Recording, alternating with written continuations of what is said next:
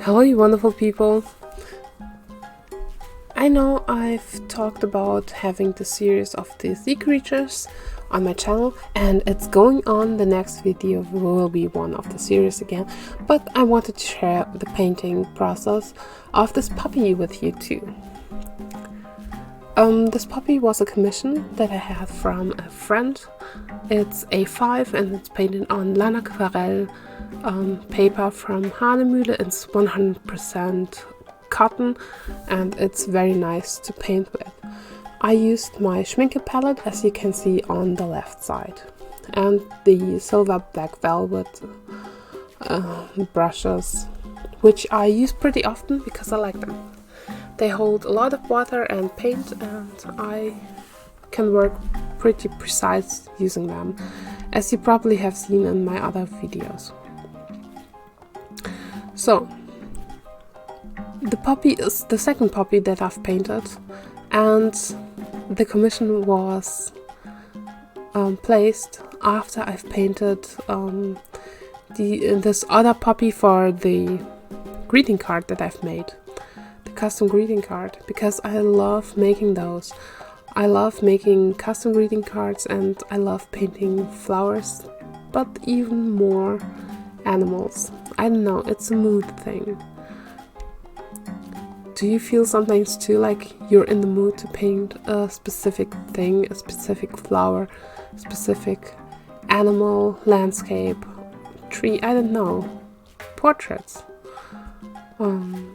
And this is an urge that I have just to fulfill, and I really love puppies. It's probably my favorite flower ever, because it's so delicate and soft and so colorful. I love puppy fields, and close by we have a lot of puppies growing, which is the most wonderful place to have walks with Dante, to be honest.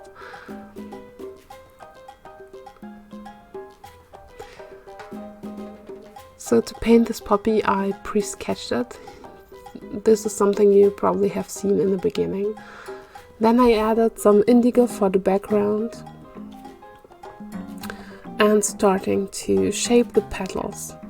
First I had a layer of quin gold to bring in the light, and then used different shades of red to shape the petals. In the end you will see that I add quite a lot of shadow, just to make this play of light more apparent. What I've learned over the years painting is that you need to have values. The lights seem lighter when you add really dark areas in the shadows. Of course it can be a style to paint lights only in light colors or pastels. It's a choice that you make. But if you want to have a little bit more drama, and this sounds weird, but if you want to have a little more drama or a more dramatic appearance to the painting, shadows is what you need. Of course, I'm not an expert, I'm not perfect at painting, but I feel that this is actually helping me to get the results that I really want. So if I can give you one advice how to improve a painting, this probably would be it.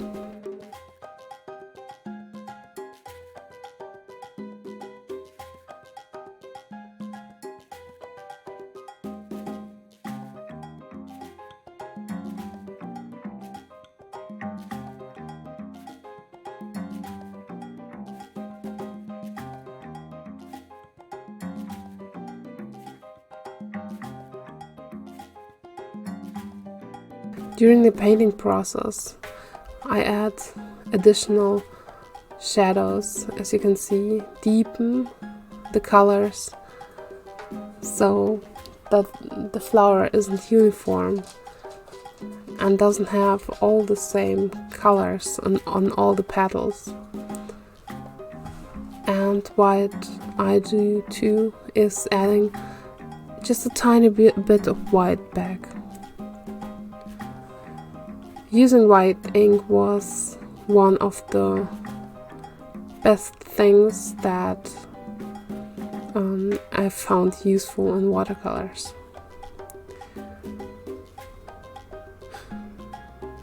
When I first learned to use watercolors, and I was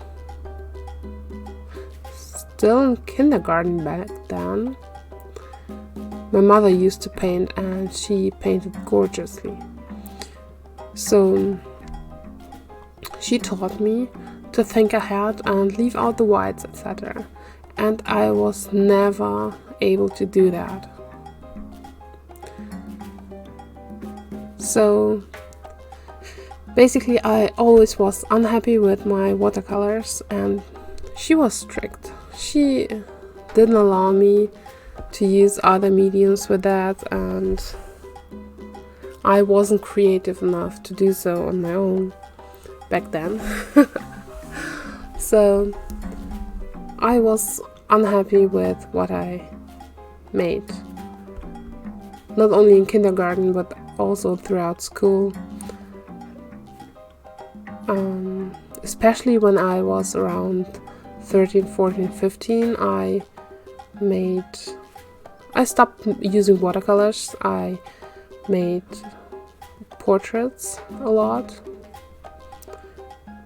A weird phase of many portraits, using pencils and charcoal. After I used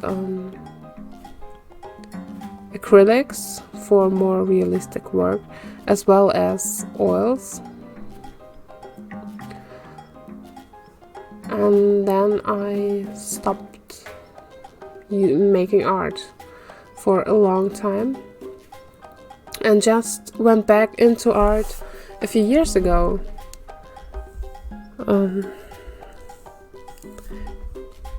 It helps me coping with some things that were going on in my life, and I'm really happy that I paint again.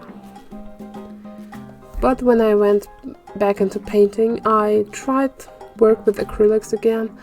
I didn't quite like it, and I didn't have the feel to make drawings with charcoal or pencils.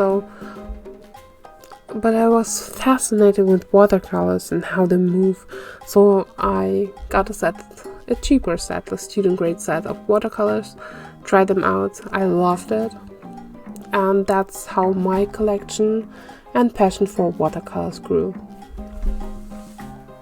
So basically, it was a whole journey to get myself into watercolors again. But I still have the skills that I learned earlier, even with the break of almost 10 years from art in total. I mean, I visited museums, I consumed art, but I wasn't making art myself, so even with that, my skills are still there.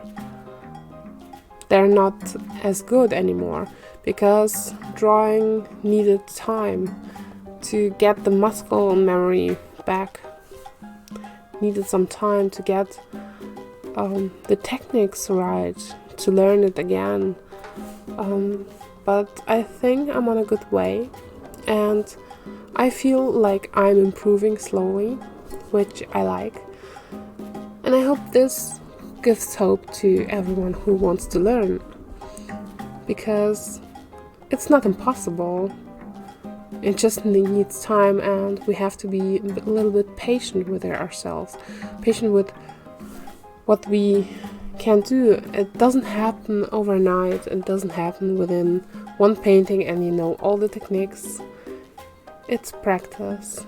we have to do it over and over again, just as learning a new skill or learning a new language.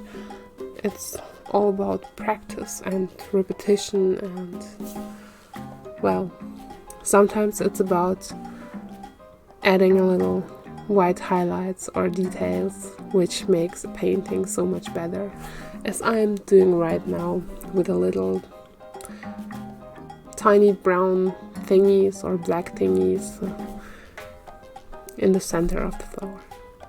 Sorry that I don't have the proper vocabulary to describe these things. I still hope that you enjoyed the process of this painting. There's a little more details to come, and the shadows will be darkened still a little, and then you can see whether you like the results and maybe leave a little comment about how you like them, or a little comment about your personal art journey, because I'm very curious about what you do. Many of you who watch these videos I know or I have chatted with, and I'm so curious about what you do, and I love your art. So thanks for watching and have a wonderful day. See you soon. Bye.